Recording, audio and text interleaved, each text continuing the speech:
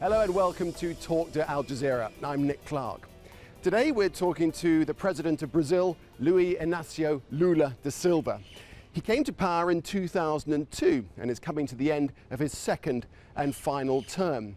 He was called by President Barack Obama the most popular politician on earth. So what is it about this former shoeshine boy that's propelled Brazil to the front of the world stage? And are his efforts to bring Iran to the nuclear negotiating table misadventure or masterstroke?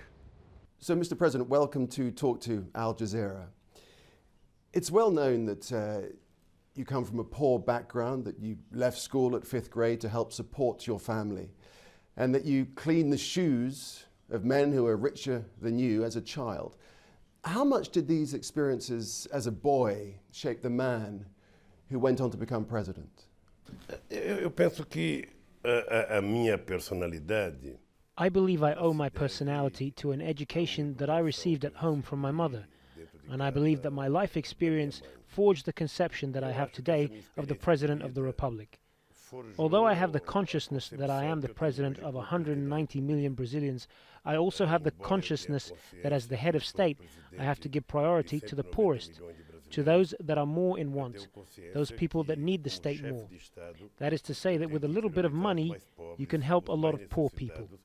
And sometimes with a lot of money, you don't manage to satisfy someone that is very rich. So it's a question of definition. And I was raised like that. And then I learned in the trade unions, and I try in the presidency, I tried to portray a little bit of what I had in my life experience. I understand that your first wife died of hepatitis when she was 8 months pregnant, and she lost the baby too, your child. Is it true that this propelled you into politics because you couldn't afford very expensive healthcare at the time? No, that wasn't the reason. I believe that my wife died because we had a healthcare system that was very precarious. Although the company that I worked for, they had an insurance plan with a hospital considered a good quality hospital in São Paulo. Anyway, today at the age of 64 and 40 years after that episode, I'm convinced that if my wife had been the patient of a better quality hospital, maybe she could have been saved. It was a very difficult moment in my life. I joined politics for another reason. In 1978, I didn't enjoy politics, and I didn't enjoy people that enjoyed politics. And then the military government tried to enact a bill that forbid teachers and bank workers from going on strike. So I went to Brasilia to talk to the House representatives. At the parliament in Brasilia, I discovered that there were no House representatives that came from the working class. So we had to create a different political party. So that's why we worked to create the Workers' Party, and thank God in a very short time became the largest left-wing party in Latin America. And then you went on eventually to become president after the 4th attempt, and it's been an incredibly successful time. Have you been surprised about the success you've had during your tenure as president of Brazil? I always wanted to prove that it was possible what I believed in theory and in all my previous demands in trade unions. I remember as if it was today, they asked me, "Lula, why do you want to be president of the Republic?" Because I wanted to prove that it is possible to meet the demands that I wished for others. I had in mind that I had to work out well, because if I did not succeed, it was not somebody from the political elite in Brazil or business elite or judiciary that would have failed as in the past. But I was a worker, a trade union leader, and if I failed, never again would a worker reach the presidency. Well, the plaudits have been coming thick and fast, haven't they, from world leaders, from people all over the globe, including Time magazine, who just voted you the most influential man on the planet. How does that make you feel? When on December 10th of 2002, I was already president-elect and I visited the White House to talk with President Bush. He was in those days obsessed with the Iraq war, and I told President Bush my concern is not with Iraq. My concern is the war against hunger of my people. I have 50 million Brazilians living below the poverty line. How can I be concerned with Iraq? The fact is that today, after 7 years, we have lifted 31 million Brazilians from poverty. Now they are middle class, and we lifted another 24 million Brazilians from extreme poverty. This is something extremely important for me, and it makes me very happy. I think there is a recognition, and we will fulfill all the Millennium Development Goals before the time. What is truly important is that I am not a man to try and be a troublemaker. I want to spend my energy not being a troublemaker. I want to think positively. I want to help build peace. Now, it's true to say, isn't it, that as time has gone on through your presidency, that you've moved more towards foreign policy as an important part of your tenure as president. More than 40 embassies have opened up around the world. You're really reaching out and trying to embrace different countries around the world. What's a driving force behind that? Why are you doing that? I'm doing that because on January 27th of 2003, I went to Davos, and when I came back, I told my foreign affairs minister that we have to change the trade geography of the world. I can't believe a country the size of Brazil is still only reliant on two trade partners. On the one hand, the US, and on the other hand, Europe. So we need to diversify trade relations in the world. We gave priority to South America and Latin America. To Africa, we gave priority to the Middle East. I visited 8 Arab countries and several parts of the Asian world. Do you think a crowning achievement for you would be, it won't happen in your time as president, but if Brazil could get a permanent seat on the UN Security Council, would that be ultimately the goal? I'm fighting for that for 5 years. It's funny that everybody is in favor of Brazil having a seat at the UN Security Council. Everybody agrees that Brazil should be part of the Security Council and to have a permanent seat. But no one wants to concede the power that they have today. It's like you have a ballroom and you have 5 people at a party and you don't want to let other people in. The political geography of 2010 is quite different than the one in 1945. Geopolitics is quite different. Just look at the map to see how things have changed.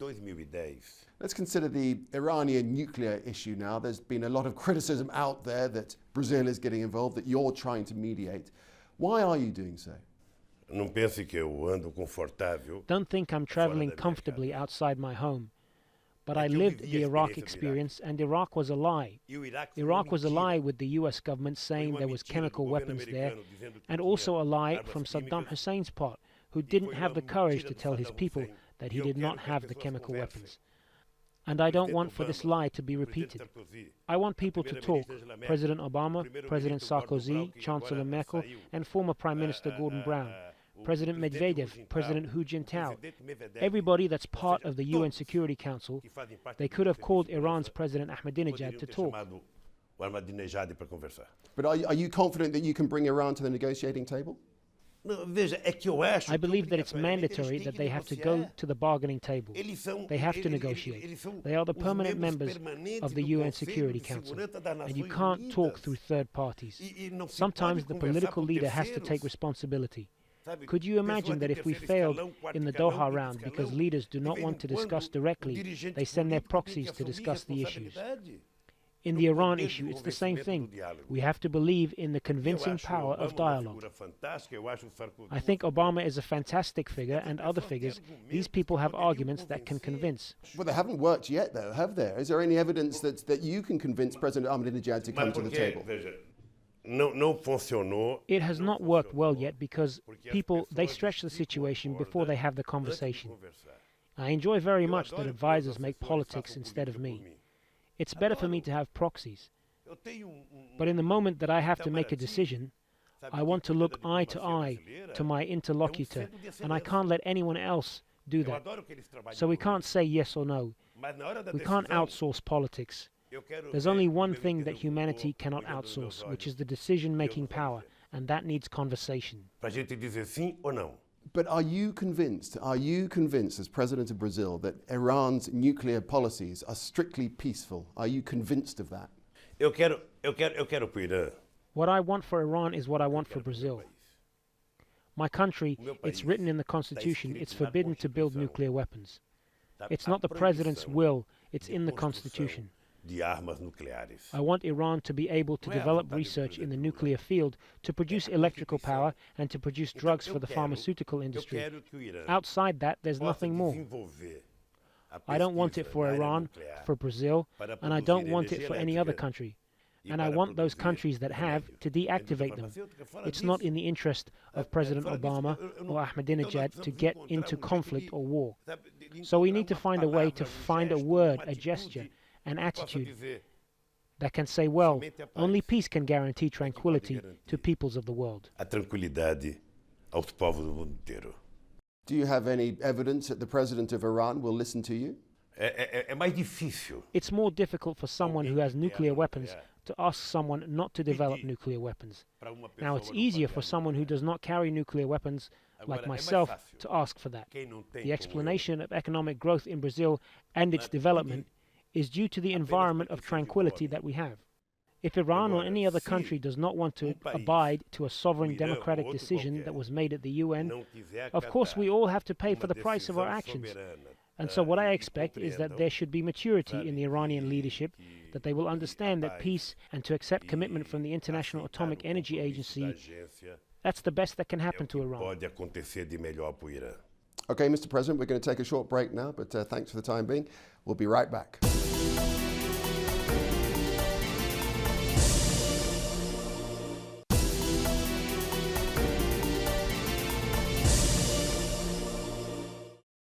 Welcome back. Today we're talking to President Lula of Brazil. Mr. President, the Venezuelan President, Hugo Chavez, has described you as a fellow gladiator of the anti-imperialist battle. Are you comfortable with that description? Eu não sou No, I am not a gladiator against imperialism. I'm a political leader that wants to take care of the problems of my country. I've worked strongly to unify South America. We've already managed to develop UNASUR, the Defense Council of South America, and we managed to develop a council for drug trafficking.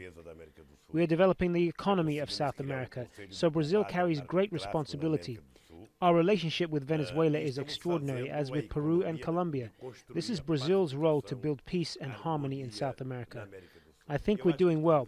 We don't have to overthrow anybody. I'm not trying to build an enemy first to justify any policy. But do you think this concept of a Latin American Union is truly feasible? Can it work? I'm working with the idea of South America, not Latin America. Latin America is huge. We share borders with 10 countries. Brazil is the largest economy. It carries more technology. It has the largest population. So we have to take more responsibility. We have to take care of South America more carefully. We have to take advantage of the similarities that exist between South American countries because of the language issue. I'm trying to bring Mexico closer to South America, so their economy is not just reliant on the US or Canada. What I want is that we have a continent that has more fairness and more democracy. There's no question that there is a new world order emerging, isn't there? What part do you think Brazil will play in that in, say, I don't know, 2 decades' time, in 20 years' time? I sincerely believe that it will depend much on the behavior of those in the leadership in Brazil. You know, in politics, people do not recognize you as a leader. You have to occupy that space. You have to struggle. You have to fight. And I'm very happy when I see magazines worldwide praising the seriousness of the Brazilian economic policy, the seriousness of the Brazilian growth, how we confronted the global financial meltdown. I'm very happy with those reports. But you're not a leader because you're just the president of Brazil. Brazil matters, so we get closer to China because we have common ideas. We are getting closer also to Russia and India, the BRICS. What we want is to extract the full potential that each one of us has in our relationship with the other. In science and technological advancements, industrial and agricultural issues. This is very important, as it makes us closer at the WTO to great powers like the European Union and the United States. Let me give you an example. We almost reached agreement on the Doha rounds in 2008. We didn't reach an agreement because of the US elections and the Indian elections. So for 2 years there has been a deadlock, and the poor who could have been exporting to the richest markets are paying the price. Brazil will continue to play an important role as its leaders are serious to fulfill agreements that were signed. So that's how I think we will win respect at the international level. Okay, because whoever takes over from you will inherit some problems. I mean, it's true there's been fantastic, extraordinary economic success in Brazil, but there's still a huge disparity between rich and poor. I know that disparity has diminished, but it's still there, isn't it? Something like 11% are extremely poor, regarded as extremely poor. What about that? How can that be tackled? How can that be nailed? You can't solve 500-year misarrangement in 8 years. We started the process, and this process has continuity. I'm convinced that in 10 years from now, Brazil will be the fifth largest economy in the world. But I want Brazil to not only be at the GDP level, but also in social policy, and to diminish inequality. The income of the black population of Brazil has grown 220% during my term. The poorest have started to go to shopping malls, but we still lack a lot. The trouble is you have this, it's a nation of contrasts, isn't it? So, for instance, on one hand, you may have this cutting-edge aerospace industry. On the other hand, you have indigenous people living in the Amazon, and they care little for modernity, hugely under threat from deforestation and so forth. How can you help support those people who don't want to be part of this dream? I question that there is no country in the world that takes care of its indigenous people like we do. I am the first president that has created the largest forest reserves in the world. But still, deforestation continues apace at a terrifying rate, doesn't it? It has declined in exceptional ways. We have taken responsibility at Copenhagen to reduce the deforestation in the Amazon by 32% by the year 2020. We took the commitment to diminish the effect of greenhouse gases by 39%. It was the best proposal at the Copenhagen meeting, and I didn't ask for money from anybody. We are going to do it through our own means. Brazil has a clear-cut idea that it is a country that has the cleanest energy matrix in the world. The trouble is there's always losers with that, isn't there? I mean, look at the hydroelectric project that's going on in the Amazon rainforest. $17 billion. You have to feed the beast. Brazil, to grow at the rate that you're talking, needs energy on a huge scale. But the trouble is that that particular project, just one problem with it is it's going to displace 20,000 people. Let me tell you something. Don't believe in fantasies. This hydroelectric power has been discussed for 30 years in Brazil. We have diminished a lake size by 60% in a dam. We are talking about 3.5 billion reals, just for environmental issues and the social issues on that project. So that's why we are going to build the Belmonte hydroelectric power plant, because we are not going to miss this opportunity to build a hydroelectric plant that's the most modern and cleanest in the world. Yeah, well, what about the people who actually live there, the 20,000 people who are going to be displaced because of this? I mean, they have a right to live there. Brazil has 190 million inhabitants, and we are going to take care of them. On June 2nd, I have a meeting with the indigenous people community to discuss this hydroelectric power plant. We've made all the public hearings, and we will guarantee that all the people that have to shift away will be treated with dignity, and the forest will be respected. We are now developing a system to build hydroelectric power in Brazil that's called the platform. We'll build and then shut down the forest, and you can get there only by helicopter, so that we can avoid that there'll be growth of cities around the hydroelectric plant. We want to serve as a role model to the world on how to build clean energy. In this field, no one can teach Brazil a lesson. Talking of oil, huge oil reserves offshore the coast of Brazil have been discovered. It's hoped that that will provide a huge amount of income for the economy in years to come. Looking at what's happened in the Gulf of Mexico, does it concern you, this deep sea oil drilling? On the oil that comes from Brazil, I have sent a draft bill to Congress.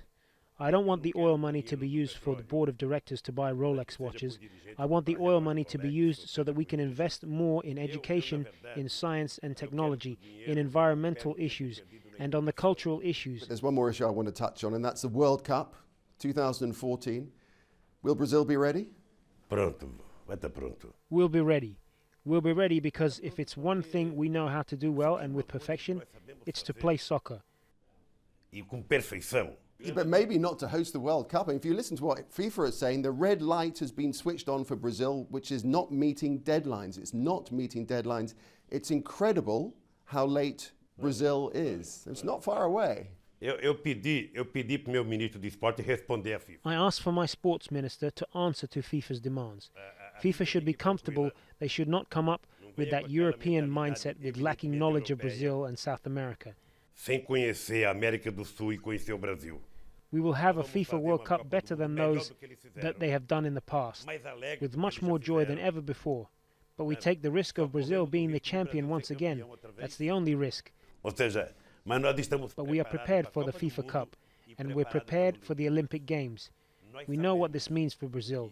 We know what this means for Brazil's image. Nós sabemos o que significa para a imagem do Brasil. But will the stadiums be ready? Will those deadlines be met? Lógico que vão estar pronto. Lógico que vão estar pronto. Of course we'll be ready.